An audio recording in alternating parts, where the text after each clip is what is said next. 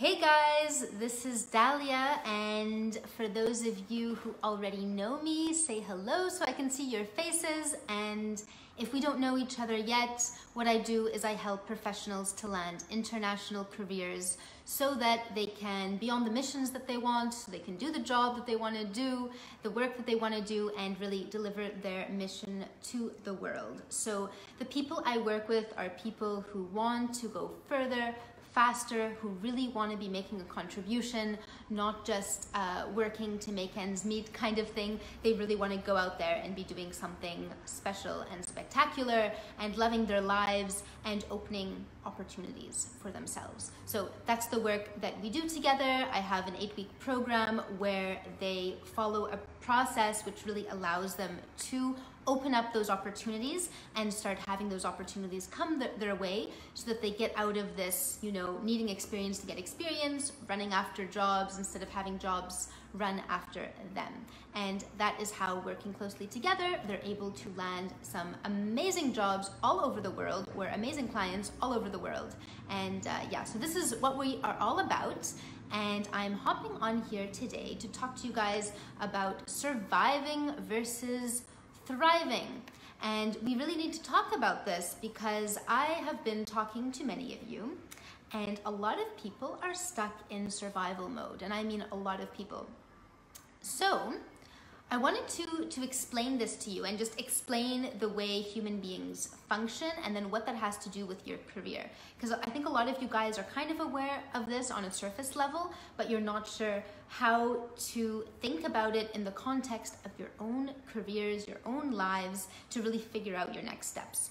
So I'm gonna pull out a handy little chart here in just a second, but basically when we're talking about surviving versus thriving, what we're really talking about is those kinds of situations where you know that you're not necessarily in a job that you love. So a lot of you guys are realizing that you're in survival mode right now, in the sense that you're getting a paycheck, things are okay. A lot of you are adapting. Like, some of you guys are amazing adapters. Like, I have to give you credit for that. Some of you guys are earning such little money, and then you just pride yourselves on the fact that you're really, really good at being frugal, living a low-key lifestyle, that you don't spend too much. And some of you I talk to, you're getting your driver's license, but you're not gonna have a car because you wouldn't be able to afford that. But luckily, you found a place, kind of thing. So you're really good adapters. You're really good at figuring out a way to make it all work, but you feel like something maybe is a bit off. And that's where you're getting on the call with me and you're realizing that you're actually surviving rather than thriving. And so even once that realization is made, like some of you guys are not even realizing that you're surviving right now and not thriving. Obviously, we all want to thrive, right? I mean, that's just a given. However, a lot of you guys haven't realized that that's what's going on. So you're still stuck in that confusion about, should I move forward or not? Like, maybe it's okay where I am right now. Maybe I'm asking for too much. And the fact is you're not thriving, and you're thinking that maybe surviving it's okay to just survive, right? And then some of you have realized that you're only surviving and not thriving. But for some reason, there's still this blockage where you think that maybe you should just survive, or you think that maybe this thriving is something that is gonna happen in the future, either on its own, or that you're not ready to thrive yet. You're gonna thrive in the future. So there's all this weird stuff going on in a lot of people's heads. So that's why I really wanted to talk about this. So I created, well, I didn't create it, you guys have seen this before. This is Maslow's hierarchy of needs. I hope you can see it. Let me know if you can see that. And you guys have seen this before. I think it might be showing up backwards to you. Sorry about that. So anyway, this is the simplest chart ever. And as you can see, as you've probably seen before, the bottom layer is physiological, and it works its way up to self-actualization. What the chart means is that at the bottom, you have the base human necessities. So that's your pure survival. That's just, food, water, air, and even your basic human functions, like being able to breathe and stuff like that. So we're talking very basic, like animal basic kind of things. And pretty much everyone here is all we all have the physiological. The only way that our physiological comes into danger is if you have a serious disease or health crisis or something like that, and that your physiological is really, really in danger. Pretty much everyone here has access even to food and stuff like that. That doesn't seem to be a problem for any of you guys. And then the next layer is the safety layer. Oh, hi, Amy, nice to see you. Tell me hi if you can hear this. So after the physiological layer, we have the safety layer. And we're only on the second layer of the pyramid, and a lot of you guys are stuck on the second layer of the pyramid, just after that base layer of living, of being alive, like being able to breathe. So it's amazing how many people are stuck at the safety layer. The safety layer is that layer of having housing. It's also the layer of actually having a job. A lot of you guys don't even have a job right now, so you haven't even quite attained this safety layer. It's just that very basic stuff of shelter, job, you know, that you have some kind of a comfort area around you. So even that layer is pretty basic, and a lot of you guys haven't even achieved that yet. However, for some people, you know, they're living with their parents or they're able to live with someone else, so they feel like they've kind of achieved the safety layer, and that is holding them back because they feel like their lives are not in danger and their housing is not in danger. And so it's still survival mode because they're not able to afford their own place. Sometimes they don't have a job, and you know, but sometimes it can still make you feel okay because you have someone else's house to stay at, because you have food, you're able to breathe, you're not about to die, right? So you still feel okay. And then your brain is telling you that maybe you don't have to move forward because you're okay right now. Then the third layer gets into love and belonging. So that's having community around you, that kind of thing. Some of you guys have jobs where you're spending a long time in an office where they're like, your words, not mine, like there are terrible people around you or toxic people around you who are not bringing you any joy and are kind of bringing you down all day long. So love, belonging, it's important in our personal lives, but if you're spending a long time at the office or in a job, it's also important to have a nice community around you. Otherwise, it is going to bring you down. So that is the next layer to think about. After that, we get into esteem. So esteem is like what you think about yourself, your confidence, how much respect you have for yourselves. A lot of you guys haven't achieved that one either, because a lot of you guys, either because of doing tons of job applications and not getting anywhere, or lacking confidence because of, you know, all kinds of issues, you don't have self-esteem, and sometimes you're lacking esteem in the workplace as well. So if your boss has been bringing you down, or if people just don't see you as being at the level that you know you deserve to be at, and you're always being pigeonholed into a certain place, then that obviously is going to impact your self-esteem.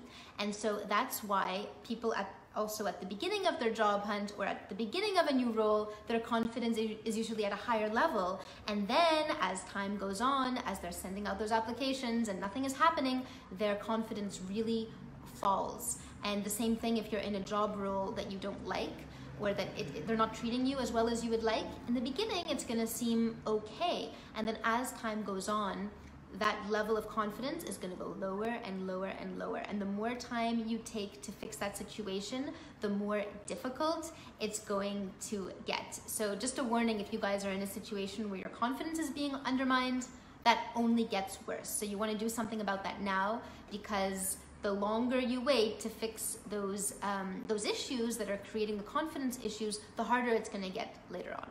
And so some of you guys are saying, oh, you know, I don't like what's going on right now, I'm not feeling great, but it's okay. And you're saying it's okay because maybe there are other layers of the pyramid that are being met. So maybe it's paying for your shelter, it's paying for your food, at least you have a job, right? And so you're staying, but meanwhile, that confidence layer is going down and is not doing you any favors. And then finally, after that layer, you get self-actualization. So that is the layer of actually feeling like you have a purpose, you love your job, you love your life, you know why you're here in this world. This is self-actualization. And the sad truth is that very, very few people ever achieve the self-actualization summit of the pyramid. Hi Wafia, how are you?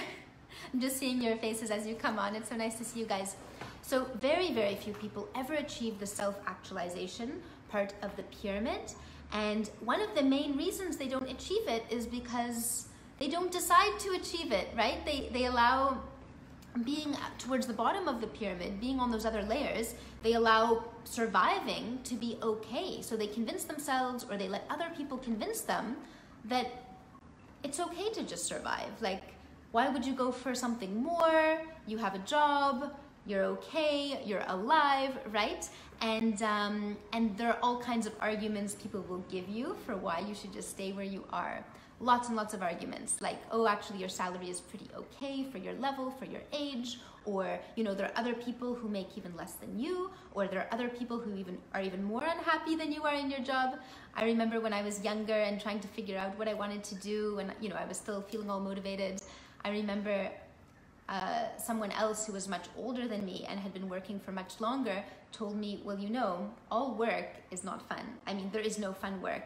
She was saying that work is supposed to not be fun. That's why it's called work, kind of thing. And she really scared me because I thought, oh no, does that mean I just have to accept that I'm not going to enjoy my working life, right?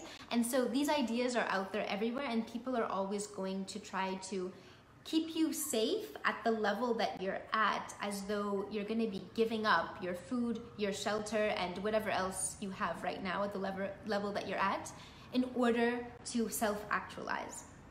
But in reality, it doesn't work like that at all. In reality, if you have those bottom layers, you're just going to keep moving up. You don't need to think that you're sacrificing one bottom layer to get self-actualization. You're not going to reach self-actualization until you have the bottom layers set. And so by leaving your job, you're not going to be sabotaging the layers that you already have. I mean, it's not a difficult thing to organize your life so that you ensure you have shelter and you have food and you have water and, you know, you have some friends around you. This is not difficult. The difficult thing is actually taking the plunge and making a decision that you want to self-actualize, that surviving is not enough for you. And when you have those other layers, you want to take that as, you want to appreciate that and realize how lucky you are, because there are people out there who are really sick. There are people out there who cannot get their basic needs met, who their whole day, all they can do is think about where food is and water is going to come from, because, you know, so of course they cannot think about self-actualization per se, because their whole day is dedicated to surviving. And there are people living like that, but it's not you guys in this group. And so you should be grateful. We should all be grateful that we have some of those layers taken care of already, and we should use that to move up and self-actualize and deliver a contribution to the world, not just survive where we are right now. And so I hope this is making sense. Let me know, or if this sounds a little bit too simplified. You know, does that sound too simplified? Like, I know that some of you guys dealing with these struggles are probably thinking, well, it's not that simple, right? I have a good job and I'm thinking about changing it, but I have no experience. How am I going to do that? And you guys are getting into the how. How am I actually going to make this happen? So, of course, I want to thrive, but how can I do that? Well, the how comes after the original decision. First, you have to decide that you want to be living with a really strong purpose. You want to be living your days really fulfilled. And after that, we figure out the how. But most of you guys refuse to decide because you're so caught up in the how ahead of time. And first you need to decide, I want to be someone who's living with a moral kind of purpose. I want to be creative. I want to have a life that is spontaneous, or where I have the freedom to be able to do what I want, to be able to make the contribution that I want to make, and that kind of thing. And then once you decide that, you can take a really good, honest look at whether what you're doing right now is providing that. And if it's not, you're going to be able to make that decision to make a change and go for what it is that you really do want. Does that make sense? So I'd love to hear from you guys. Who here is realizing that you are actually surviving in some aspects? And just to illustrate for you what surviving looks like, I'll think of some examples. So surviving looks like waiting a lot of the time. Remember last week we talked about the waiting game and how a lot of you guys are waiting to hear back from various things. So often surviving will look like waiting. So you'll tell yourself, I don't need to change right now. Maybe I'm not self-actualized or whatever, but I think the situation will change in a few months or a few weeks or whatever it is. So you wait. So often that's a way of keeping you back in survival mode, back where you are right now. Some of you guys, like I mentioned before, you're lucky enough that you have parents or you have someone who is providing you housing, and you have to actually be very careful with that, because sometimes the bigger the comfort zone, the less likely you are to move forward, which is very interesting. And it's something I'm really noticing with the people I'm talking to. So the people who really have no plan B, I mean, they don't have parents looking after them, they really need to take matters into their own hands, they have no safety blanket, those are the people who tend to take action more than the people who have a bigger comfort zone, which is kind of unfortunate in a way, because if we're lucky enough to have other people providing for us, looking after us, if we're lucky enough to have, you know, a separate fund of savings or whatever that we're able to use if we really need it, we should be using that as something to propel us to take action, because we have that safety blanket. But usually it's the people without the safety blanket that tend to take the most action, because they realize that they have to take action. They realize there's no choice, and then they go on and they self-actualize and they start living their dream and succeeding and living this amazing life and making this amazing contribution. And of course other people around them start saying, oh, you're so lucky, right? But actually they were the most unlucky, it's amazing. Like, the most unlucky people tend to be the ones who take that decision because they have to take it, and they're the ones who then go further and faster. And then the rest of us standing back here with, you know, let's face it, we have our parents to go back to, or you know, we have some extra money that we have in our savings to fall back on as a safety blanket, or, you know, whatever it is, we have all these options, or we have an okay job right now, it's really not that bad. We have all these options, and then we don't take any action forward because we feel like our safety needs are being met, our physiological, our safety needs. If our colleagues are pretty nice people, it's another thing that can hold us back, right? Because we go, well, I have my community needs taken care of, these people are nice, why would I want to leave them? And so we assume that we have to give up those things in order to move up the pyramid, which is just not the case. You're going to be building a pyramid. You're going to be building on all of the layers you already have. So if you have great colleagues at work, amazing.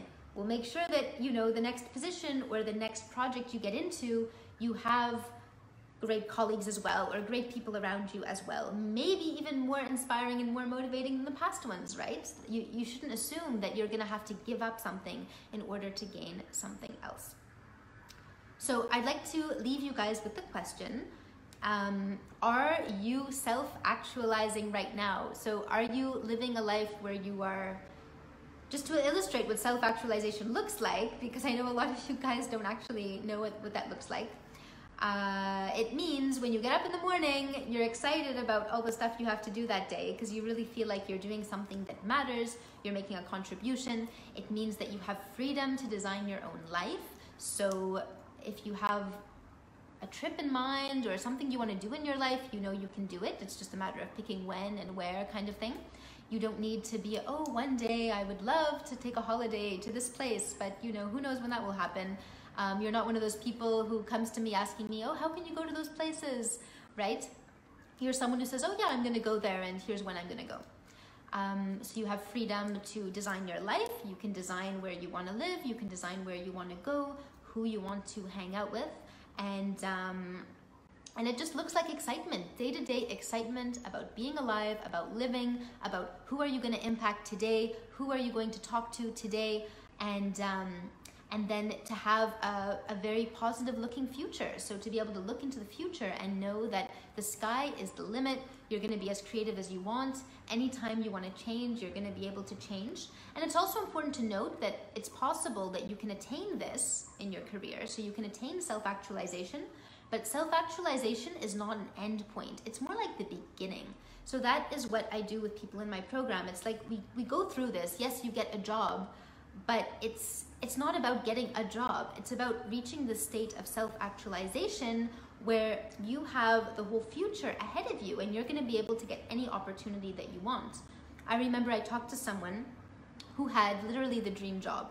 So basically they had one of these amazing kind of like Google structures where they really prioritize people's ideas, and there are a lot of amazing dynamic people working there, and all of these people are able to go to all kinds of team retreats, and they're always organizing meetings all over the world, so you get to travel a lot for work, but you also get plenty of time off, and you even get one of these days for like mental health or self-improvement days, just really original stuff like that, which basically this place constituted what most people think is their dream job. And so this guy had the dream job, and it was the dream job for, he said, about 5 years, and then after 5 years time, there was just no more progression in the job. Like he couldn't go any higher. He was already as high as he could possibly go, and so he started to feel that pull of what else, right? And he ended up quitting and going on to do his own thing because he was no longer developing and learning. So self-actualization is really about that development, that learning, that freedom, having those new opportunities come your way. It's not an end goal. So when you're in self-actualization, that means you haven't reached an end, you've reached a beginning. So that's what I want for all of you guys. Let me know in the comments whether you are living in a self-actualized way right now, and what does that look like for you? And if not, what level of the pyramid do you think that you're stuck on? I think this is going to be a really interesting question for a lot of you. So just to remind you, we have the physiological part, that's like food and water, then safety, which is the shelter part, and even just like having a job, right? So job security.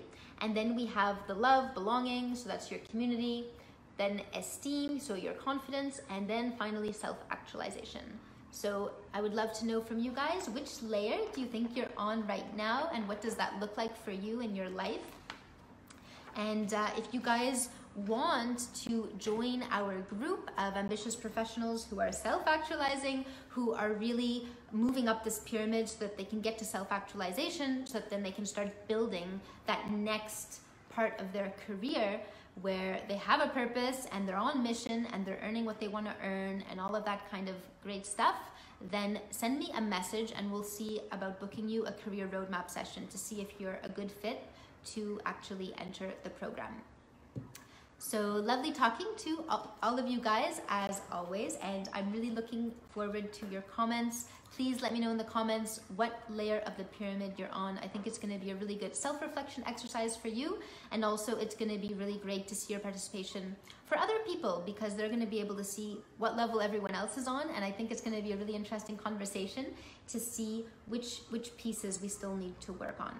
And I want all of us to be an army of people who are living lives of freedom and able to bring your mission to the world. Because if you're still stuck on these bottom layers, that means you're not yet able to actually make a significant contribution. So we want to get to the top layer where we can really start making that contribution. And the world could literally change if all of us would just move up the pyramid, get into self-actualization. We would be able to do so many things in this world. It would be amazing. So looking forward to hearing from you, and as always, have a great day and we'll speak soon. Bye guys.